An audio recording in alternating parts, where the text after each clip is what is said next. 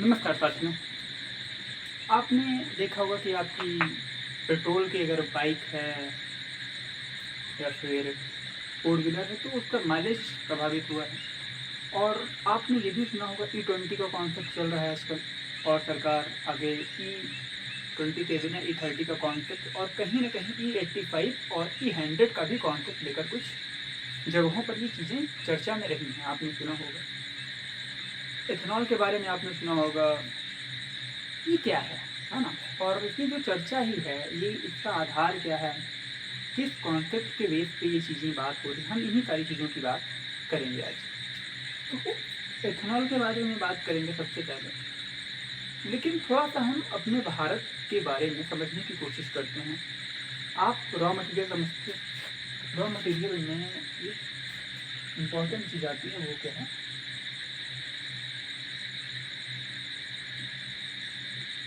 कच्चा तेल। भारत जो है वो दुनिया का थर्ड जो है वो आयातक देश है कच्चे तेल का, है ना। जो कि 85 से 80-85% का इसका वो होता है, घरेलू मांग का 80 से 85% जो कच्चे तेल है वो कहीं ना कहीं हम क्या करते हैं, आयात करते हैं। तो सबसे पहले समझते हैं थोड़ा सा इसी में कि देखिए कच्चा तेल क्या है। कच्चे तेल जो है ना वो कहीं ना कहीं भारत की जान है। हर चीज़ आप बाइक, बहुत सारे मटेरियल्स ऐसे हैं जो कच्चे तेल की अनुपस्थिति में नहीं बन सकते हैं। और जो हमारा डिमांड है उसका 85%, 80 to 85% हम आयात करते हैं कच्चे तेल का। परिवहन की बात कर लें आप, एनर्जी की बात कर लें आप, एनर्जी सिक्योरिटी की बात कर लें आप, इन सारी जगहों पर कच्चे तेल का उपयोग होता है। अगर आप सोच के देखिए, एक दिन अगर पेट्रोल बंद हो जाता है, हम पेट्रोल ही समझते हैं थोड़ा सा मोटा मोटा, कच्चा तेल आता है उसमें रिफाइनरीज वगैरह प्रोसेसिंग करती हैं, फिर अंततः जो है कई सारे प्रोडक्ट बनते हैं, उसमें से पेट्रोल डीजल है, तो ये सारे कॉन्सेप्ट आते हैं। अगर मान लीजिए एक दिन के लिए पेट्रोल पंप बंद होता है या पेट्रोल ना मिले, तो आप समझ पा रहे हैं कि पूरी पूरी लॉजिस्टिक सिस्टम ही भारत का गड़बड़ा जाएगा। पूरा पूरा लॉजिस्टिक्स लगभग और बहुत बड़ी बड़ी कंपनियां हैं जो कच्चे तेल के उपयोग से बहुत प्रोडक्ट्स बनाती हैं जिनका मार्केट इंटरनेशनल लेवल पर होता है। तो कच्चे तेल का बहुत ही महत्व है किसी भी देश की अर्थव्यवस्था के लिए। तो अब समझते हैं कि भारत के संदर्भ में क्या है। तो भारत जो है वो थर्ड आयातक देश है दुनिया का, ठीक है। दूसरी बात, जो आयात किया जाता है इसका एक घरेलू मांग का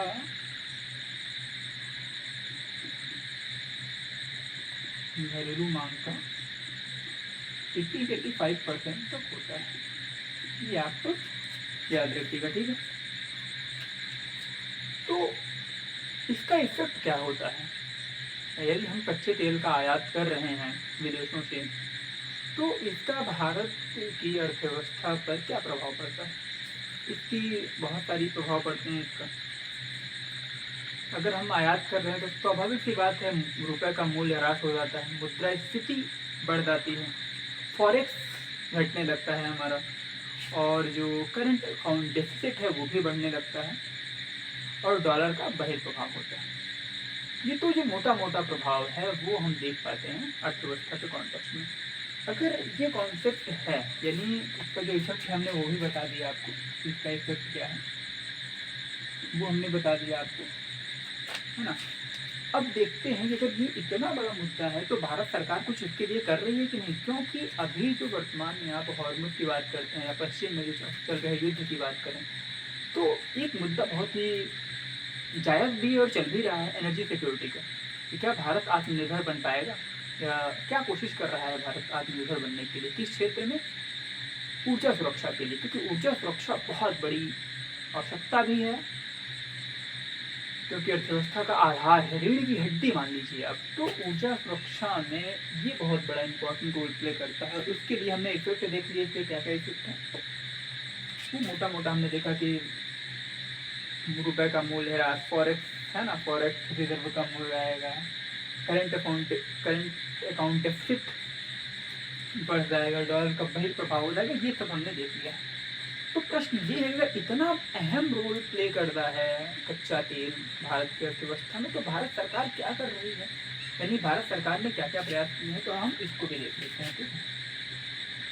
तो भारत सरकार के जो प्रयास रहे हैं इसके कॉन्टेक्स्ट में, गवर्नमेंट ऑफ इंडिया जो प्रयास रहे हैं वो क्या क्या रहे हैं।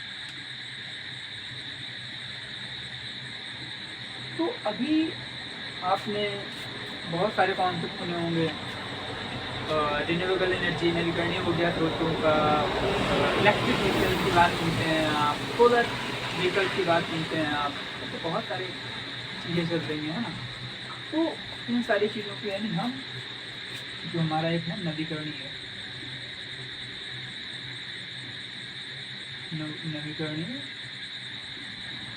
ऊर्जा स्रोत, एक चीज़ हमेशा अलग है, स्रोत ऐसे लिखा जाता है सा और यहाँ पे राष्ट्र वो लगता है ना, बहुत लोग ऐसे लिखते हैं, ये गलत है, ये वाला गलत है, ये सही है, ये ऐसे।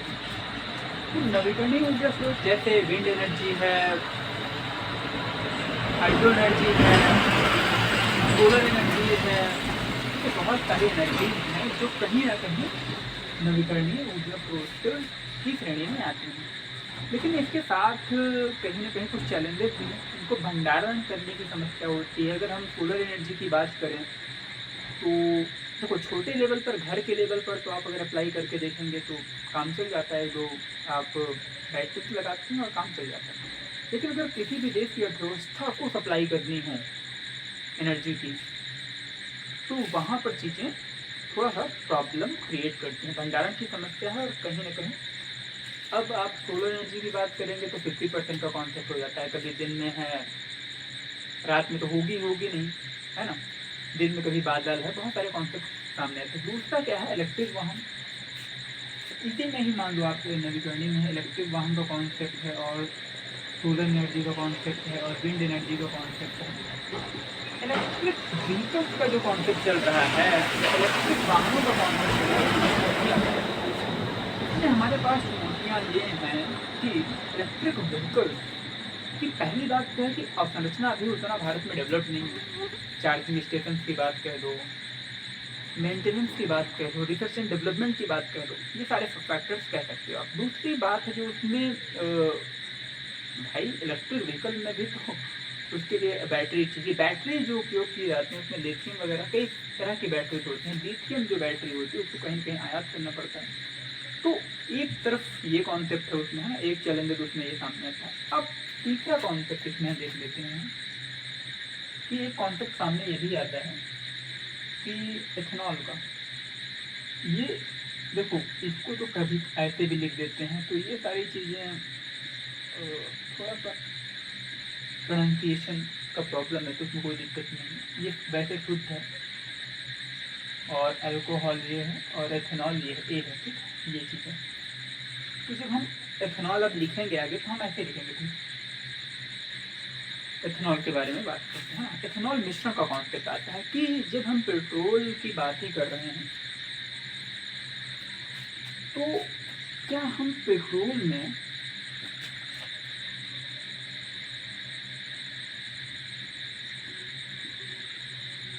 एथेनॉल का मिश्रण करें? अगर जो भी हम क्रूड ऑयल यहाँ से आयात कर रहे हैं, अगर उसमें हम एथेनॉल का मिश्रण करें और एथेनॉल अगर अपने भारत में निर्मित करें, उसका उत्पादन करें, तो कहीं ना कहीं ये जो जितना हम आयात कर रहे हैं, मान लीजिए 100% आयात कर रहे हैं, जितना भी कर रहे हैं 100% ही मान के चलोगे, अगर आप जितना एथेनॉल का मिश्रण करोगे उतना हम आयात कम कर पाएंगे, ठीक है। ऐसे मान लीजिए कि जैसे आप कुछ भी, एक व्यक्ति ये है, यानी ये भारत है और ये इंटरनेशनल लेवल पर, ठीक है। पहले ये जो है 100 रुपये लेते थे, कुछ नहीं बनाते थे, लेकिन अब इन्होंने अपना ये काम करना शुरू कर दिया और ये कमाने लगे 20 रुपये। ये कमाने लगे तो अब अपने ये मान लो इनके पिताजी हैं, तो ये कितना लेंगे, 80 रुपये लेंगे। ये 20% कम हो गया ना आयात। समझ पा रहे हैं आप? ये मैं एग्जाम्पल दे रहा हूँ कि कैसे चीज़ें कम होती हैं। यानी ये अगर हम एथेनॉल को मिश्रित करने लगे पेट्रोल में तो कहीं ना कहीं क्या होगा कि आयात कम हो जाएगा। अभी कॉन्सेप्ट यही चल रहा है कि इसको हमें कम करना है, मेन मुद्दा यही है। तो एथेनॉल मिश्रण, इसी के कॉन्टेक्स्ट में आपने क्या सुना होगा, एक टर्म आता है E20। ई का मतलब यहाँ पे एथेनॉल से है 20, यहाँ पे 20 आप देखोगे, 27 देखोगे, कभी कभी 85 का कॉन्सेप्ट आता है और 100 का भी कॉन्सेप्ट आ रहा है। ये सारे आपने देखा होगा रील्स में या फिर वैसे भी चर्चा चलती रहती है। इसको हम थोड़ा समझते हैं क्या है ये।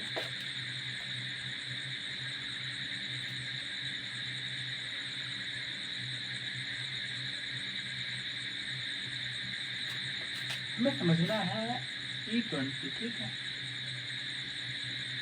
यहाँ पे E का मतलब समझ ही गए आप क्या है,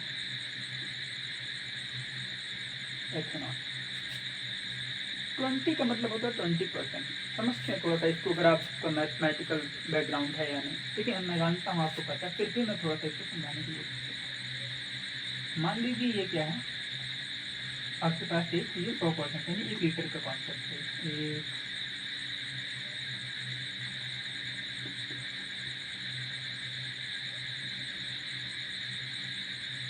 ये है, यानी ये 100 था तो ये 20 हो जाएगा, ये 20, ये 20, ये 20, यानी एक डिब्बा है इसमें मान लो 100 यूनिट या कुछ भी कह लो आप, यानी मान लो इसको ऐसे मान लो 100 ml पानी आता है एक डिब्बे में, 20 ml, हमने 20 का 5 ऐसे निशान लगा दिया। अब क्या करेंगे हम, अगर इसको देखो, जब पहले कॉन्सेप्ट के साथ थोड़ा सा यहीं पे देख लीजिए आप, पहले आप 1 लीटर का जब पेट्रोल लेते थे तो आपको पूरा पेट्रोल मिलता था, लेकिन अब जब E20 का कॉन्सेप्ट आया, E20 का कॉन्सेप्ट आने के बाद जब आप 1 लीटर पेट्रोल लेते हैं पूरा, तो उसमें पता है क्या होता है, 20% एथेनॉल मिला होता है। यानी ये पेट्रोल है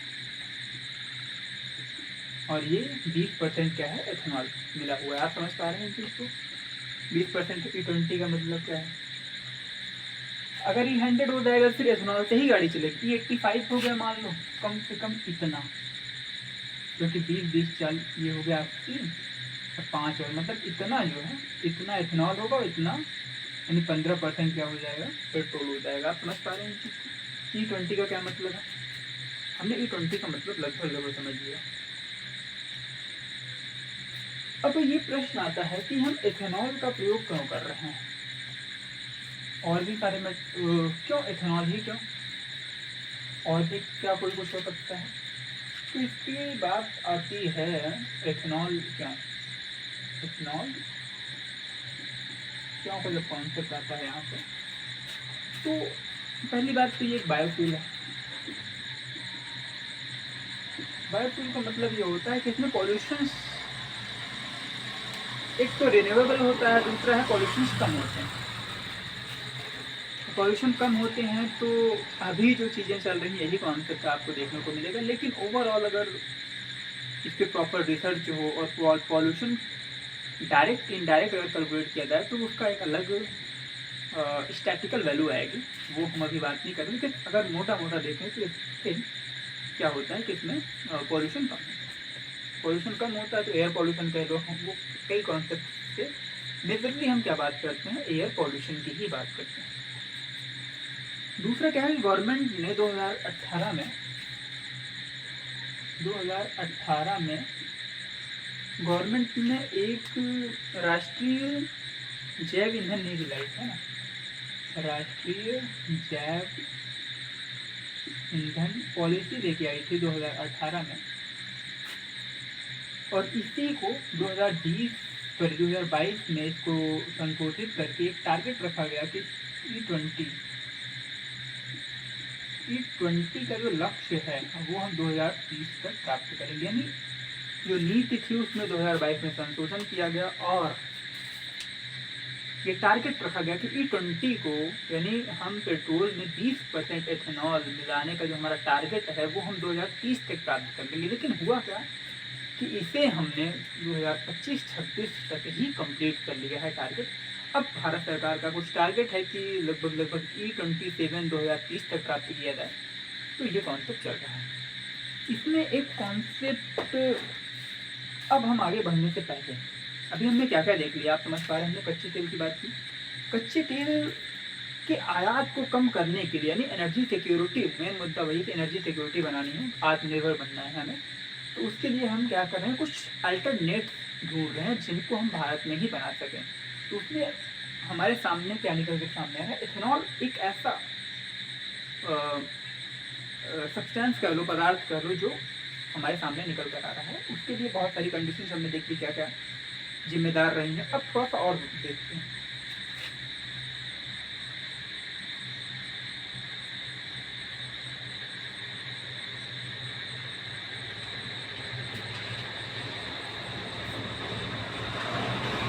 हम सीधा समझते हैं कि एथेनॉल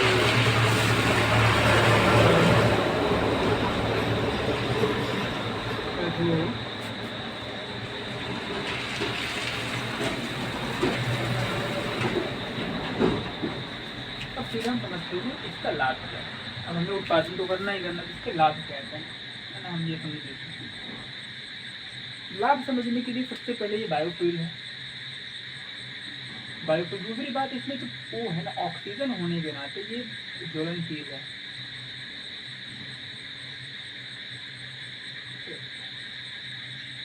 ज्वलनशील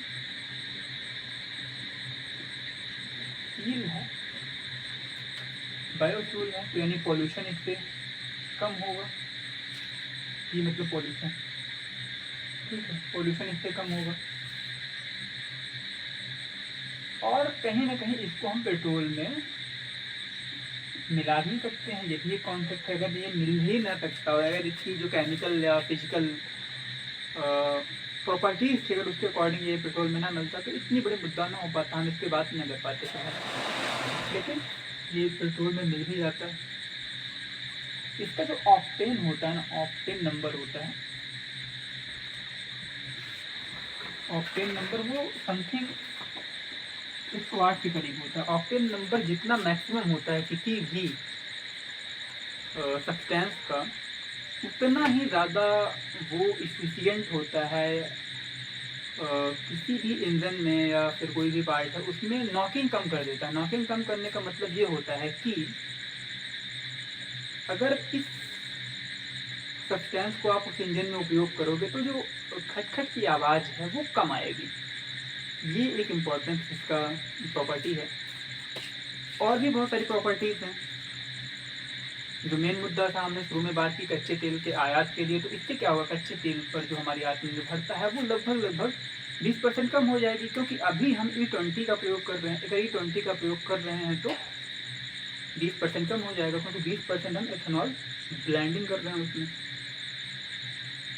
और फिर जो हमने कच्चे तेल की जो मेजर प्रॉब्लम देखी थी या उसका प्रभाव देखा था, वो भी महंगाई से संबंधित चीज़ें हैं। अगर हम भारत में ही उसका प्रयोग करने लगेंगे तो इस तरह से किसानों को भी कुछ लाभ हो सकता है। आगे बढ़ते हैं, हम एथेनॉल से अब आगे बढ़ते हैं, इसके उत्पादन की प्रक्रिया की बात करते हैं। तो अगर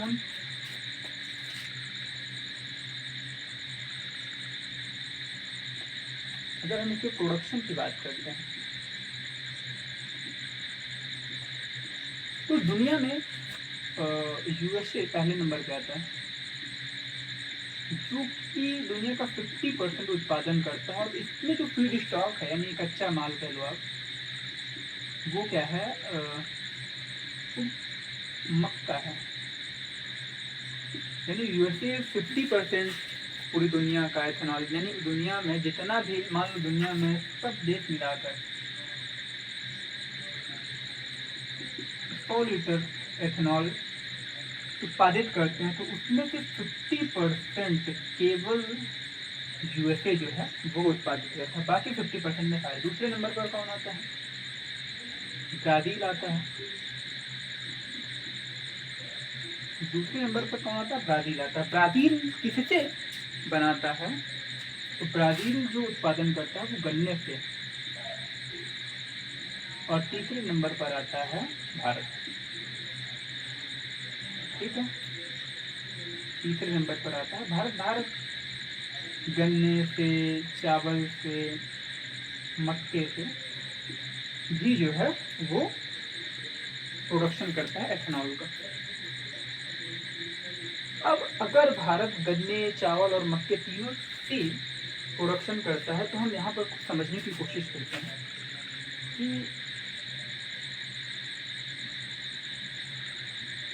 इंडिया में अगर देखो, अगर चावल से प्रोडक्शन हो रहा है, एक तरीका है कि चावल को ही प्रयोग कर दिया जाए यानी डायरेक्ट, और दूसरा ये तरीका है कि इसका जो अवशेष मान लीजिए टूटा फूटा है या फिर और भी चीज़ें हैं तो उसके अवशेष से हम क्या करें, बना दें एथेनॉल। दूसरा तरीका, अगर हम मक्के की बात करें, इसमें भी वही कॉन्सेप्ट है, डायरेक्ट बना लो या फिर इसके अवशेष। तीसरा जो कॉन्सेप्ट आता है गन्ने वाले में, गन्ने में 3 तरह का कॉन्सेप्ट आता है। पहला तरीका है जो सीरा बनाते हो आप, सिरप बोल दो, सिरप ही बोलते हैं, उसका डायरेक्ट आप क्या करो, एथेनॉल का उत्पादन कर लो। दूसरा तरीका आता है बी हैवी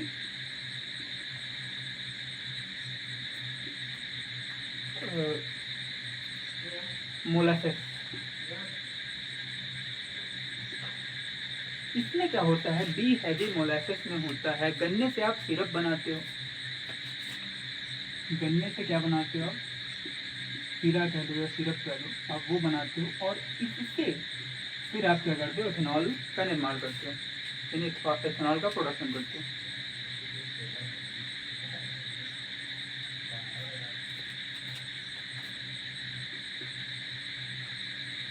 गन्ने से सीरा बनाते हो, सीरा बनाने के बाद इसमें एथेनॉल का प्रोडक्शन करते हो, लेकिन 50% आप इसमें एथेनॉल का प्रोडक्शन करते हो और 50% जो है चीनी का निर्माण करते हो, यानी जिसके लिए सिरप बनाया जाता है पहले पारंपरिक तौर पर।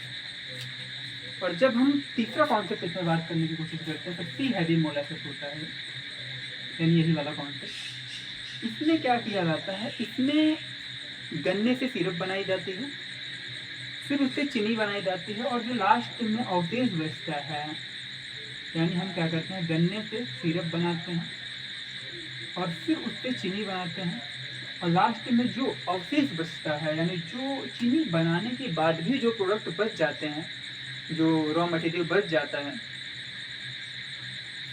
उससे हम क्या बना देते हैं, एथेनॉल बना देते हैं। तो ये कॉन्सेप्ट भारत में जब हम समझने की कोशिश करते हैं, चावल से बनाते हैं तो डायरेक्ट इनडायरेक्ट, मक्के से बनाते हैं तो डायरेक्ट इनडायरेक्ट, और तीसरा जो कॉन्सेप्ट हमारे सामने आता है गन्ने का। गन्ने में हमने 3 चीज़ देखा, हमने डायरेक्ट सीरा, गन्ने से सीरा बनाया और सीरे से हम पूरा का पूरा क्या करती है, एथेनॉल बना दिए। दूसरा हमने देखा है बी हैवी मोलासेस, इसमें क्या करते हैं, गन्ने से सिरप बनाते हैं, सिरप से 50% चीनी बना देते हैं और 50% एथेनॉल का प्रोडक्शन करते हैं। तीसरा जो कॉन्सेप्ट आता है सी हैवी मोलासेस, सी हैवी मोलासेस में क्या करते हैं, गन्ने से सिरप बनाते हैं, सिरप से हम क्या करते हैं, फिर चीनी बनाते हैं और जो अवशेष बच जाता है प्रोसेस में, उससे हम क्या कर देते हैं, तो एथेनॉल का निर्माण करते हैं। यानी अगर इसमें हम देखें एक खाद्य सुरक्षा के पर्सपेक्टिव से, तो सी हैवी मोलासेस ज़्यादा इफिशियंट लग रहा है ना, क्योंकि इसमें कहीं ना कहीं 50% एथेनॉल का निर्माण किया जा रहा है।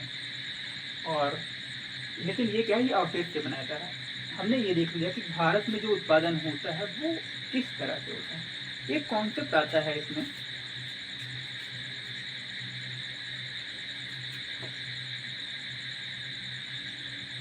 यानी लगभग हमने क्यों देख लिया, कच्चा तेल से हमने बताया कि इसका डिमांड या इससे रिलेटेड जो बात हो रही है वो हो ही क्यों रही है। हमने उसका कॉन्सेप्ट देखा कि कच्चे तेल यानी एनर्जी सिक्योरिटी का मुद्दा है, और एनर्जी सिक्योरिटी के मुद्दे के लिए हमें कच्चे तेल के आयात को कम करना, और कच्चे तेल के आयात कम करने के लिए भारत सरकार नवीकरणीय ऊर्जा स्रोतों पर फोकस कर रही है। इसमें इलेक्ट्रिक हो गया, सोलर व्हीकल्स हो गई, यानी बहुत सारी सोलर व्हीकल के साथ साथ सोलर प्लांट। और हमने फिर इसी में देखा कि एथेनॉल मिश्रण के बारे में हमने बात की। एथेनॉल मिश्रण से रिलेटेड फिर हमने बात की कि उसके में क्या क्या स्पेसिफिकेशंस हैं, उसके क्या क्या फीचर्स हैं, यानी क्या क्या प्रॉपर्टीज़ हैं, उसकी केमिकल प्रॉपर्टीज हमने सारी देखी इसकी एथेनॉल की। एथेनॉल के उत्पादन के बारे में हमने देखा विश्व स्तर पर क्या है, भारत की क्या स्थिति है, थर्ड रैंकिंग है भारत की। भारत किस तरीके से बनाता है हमने वो भी देख लिया। अब हम समझने की कोशिश करते हैं कि जो एथेनॉल का उत्पादन होता ही है पूरी दुनिया में, वो बहुत सारे जनरेशन्स में होता है। जनरेशन किस अकॉर्डिंग इसको इस क्लासिफिकेशन इसका किया जाता है, वो इस आधार पर क्लासिफिकेशन किया जाता है कि फीड स्टॉक क्या है, यानी कच्चा माल क्या प्रयोग कर रहे हो आप एथेनॉल को बनाने के लिए। तो अब हम समझते हैं कि इसमें जो जनरेशन बोलते हैं, फर्स्ट पीढ़ी, सेकेंड पीढ़ी, थर्ड पीढ़ी, तो जो पहली जनरेशन है उसमें हम क्या करते हैं,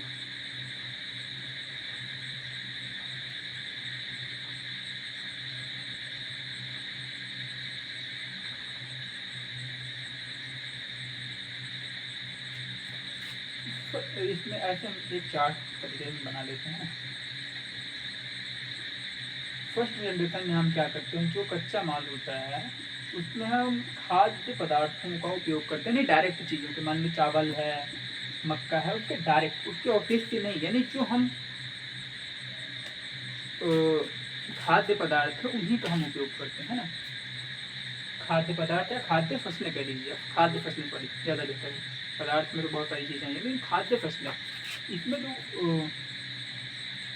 कच्चा माल होता है वो क्या होता है, उसका खाद्य फसल होती है। एग्जाम्पल के लिए आप गन्ना कह लो, चावल कह लो, मक्का कह लो।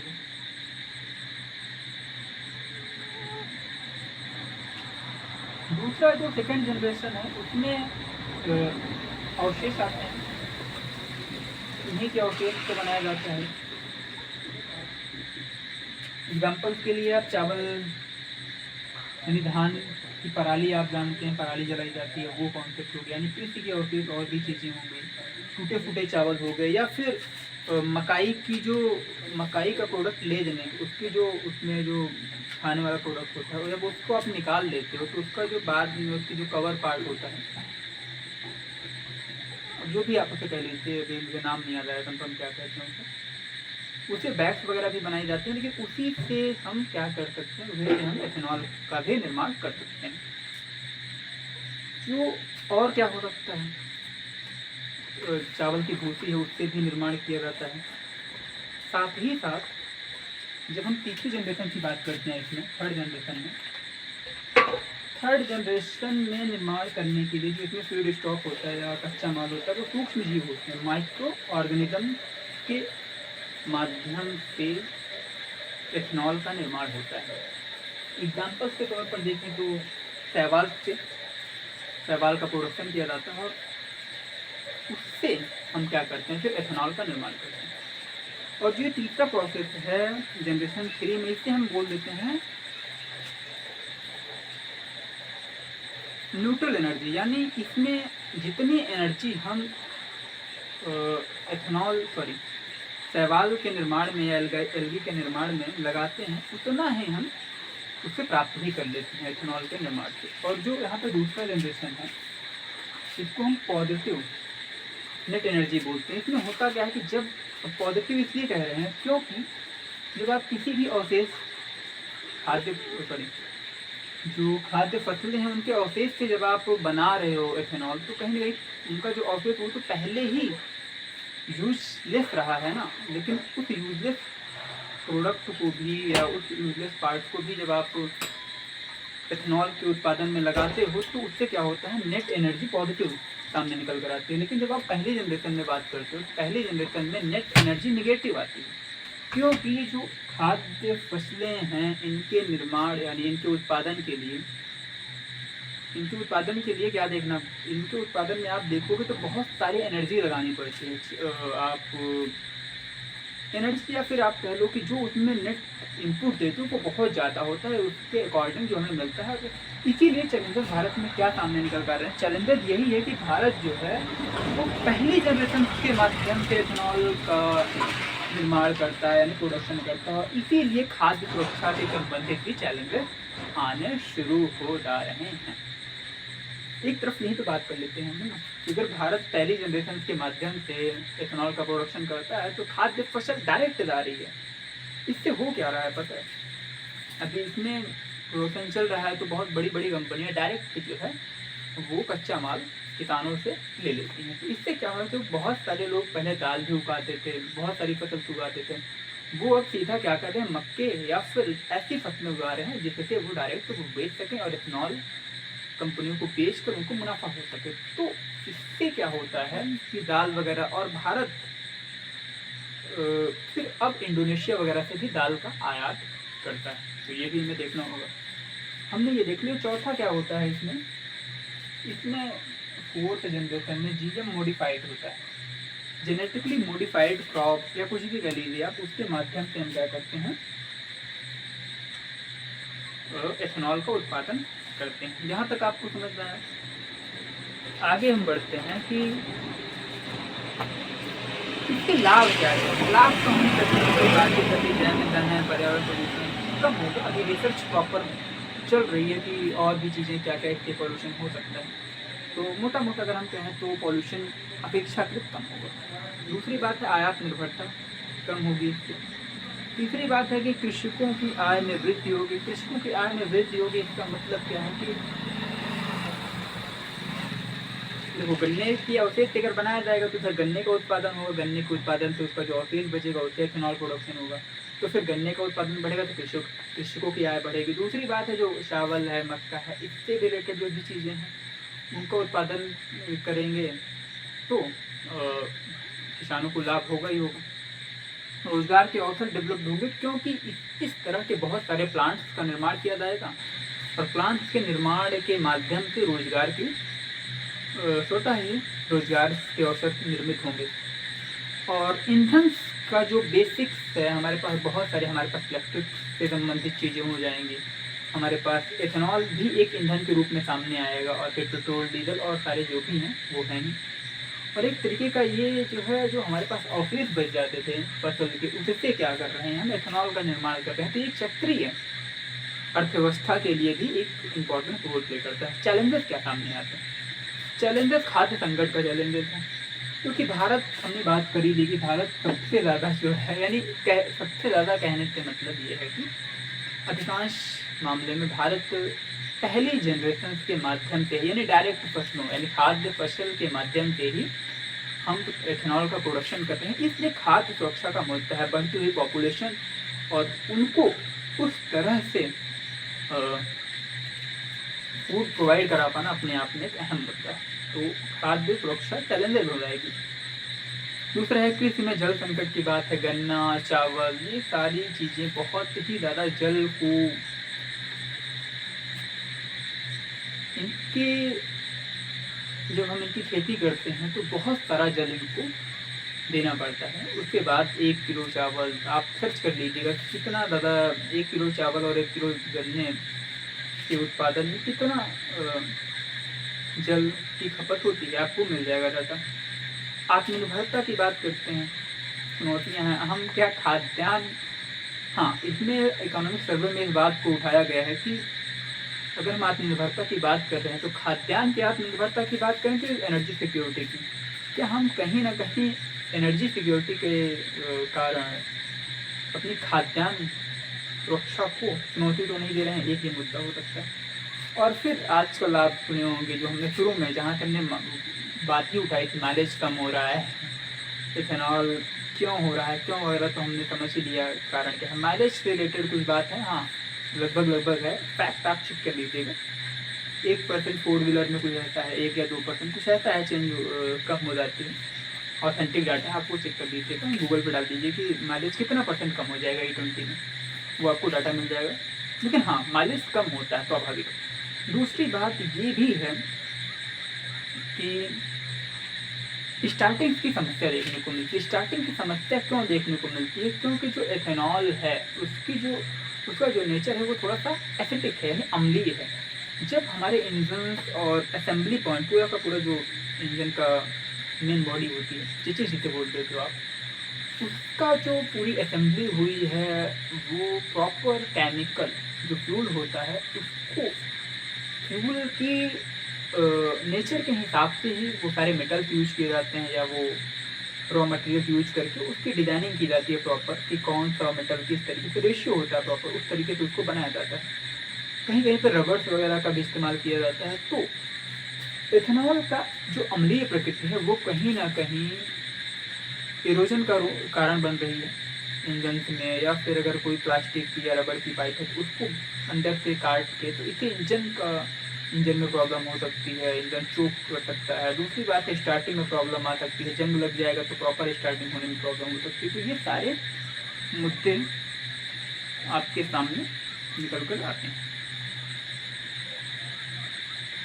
हाँ, यहाँ पर एक चीज़ ये हो सकती है, ये तो हम आगे भी चर्चा करेंगे, लेकिन अगर ये ऐसी मुद्दा है तो हमें सबसे पहले क्या है ना, हमें उस तरीके की रिसर्च एंड डेवलपमेंट के माध्यम से उस तरह के इंजन को प्रॉपर चेंज करना पड़ेगा हमें। अगर हम प्रॉपर चेंज कर पाते हैं तो हम एथेनॉल की जो कॉन्सेप्ट है E20 या फिर आगे जो भी गवर्नमेंट का इनिशिएटिव रहेगा उसके माध्यम से हम सफलतापूर्वक ये चीज़ कर सकते हैं। लेकिन हुआ क्या है, हमने बहुत जल्दी से ये सारे कॉन्सेप्ट उठाए और एनर्जी सिक्योरिटी से रिलेटेड हमने बहुत सारे, हम जल्दी बहुत काम करते हैं। हम अगर ब्राज़ील का एग्जांपल लेते हैं, ब्राज़ील एक मॉडल के तौर पर उन्होंने 1975 में E20 ने एथेनॉल ब्लेंडिंग कह लो आप, से वो अपनी प्रोसेस कर रहे हैं और वहाँ पर E27 शायद लागू है मैक्सिमम, एक बार फैक्ट चेक कर लीजिएगा, इससे ज़्यादा वहाँ पे लागू नहीं है E27 से, है ना। अफकोर्स 1975 यानी लगभग वो 50-51 साल हो चुके हैं। तो इतने सालों में अगर उन्होंने केवल 27% ब्लेंडिंग की है तो कुछ तो कारण रहा होगा, कुछ तो कारण है। तो क्या कारण है ये बहुत ही टेक्निकल पार्ट हो जाएगा, लेकिन फिर भी अगर व्यवहारिक तौर पर बात की जाए, अगर हमारे यहाँ समस्याएं ना आती तो कोई बुराई नहीं थी, लेकिन जो आम उपभोक्ता है उसके बारे में तो सोचना पड़ता है ना, कि आप कहीं ना कहीं उसको पायलट मोड पर डालकर आपने पूरी जनता के सामने वो चीज़ क्या की, एक तरीके का रिसर्च कर रहे हो आप उसका, है ना, रिजल्ट निकाल के कोशिश कर रहे हो कि ये सक्सेस है नहीं।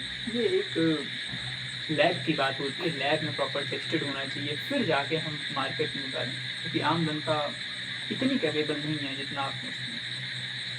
साथ ही साथ आगे की राह क्या हो सकती है, आगे की राह यही हो सकती है कि बहुत सारी सरकार की नीतियाँ हैं, जीवन योजना है, सतत योजना है, और कुछ नीतिगत बदलाव भी हमें करने चाहिए। साथ ही साथ हमें अगर यहीं पर चले जाना है, अगर हमें जी देखो एथेनॉल का उत्पादन तो होगा स्वाभाविक है, हमें एनर्जी सिक्योरिटी का मुद्दा है तो हमें करना है, लेकिन अगर हम इस वाले पे सेकेंड जनरेशन के माध्यम से उत्पादन करते हैं तो कहीं ना कहीं बहुत बेनिफिशियल रहेगा, और बेनिफिशियल रहेगा, बिल्कुल रहेगा।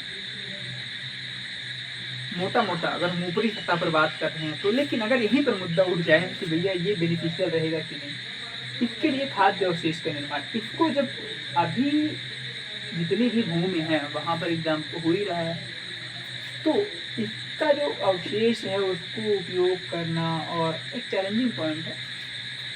तो बाकी इसके प्रोडक्शन में क्या क्या बाद में अवशेष निकलते हैं, एथेनॉल के भी प्रोडक्शन में कुछ अवशेष निकलता हो तो वो एक अलग मुद्दा है, वो बहुत टेक्निकल है, उसके हम बाद में बात करेंगे। लेकिन कहीं ना कहीं हमने मोटा पूरा समराइज कर दिया है।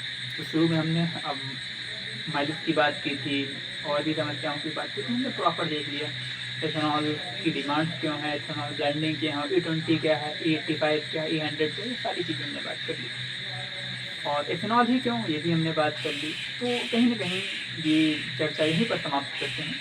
धन्यवाद।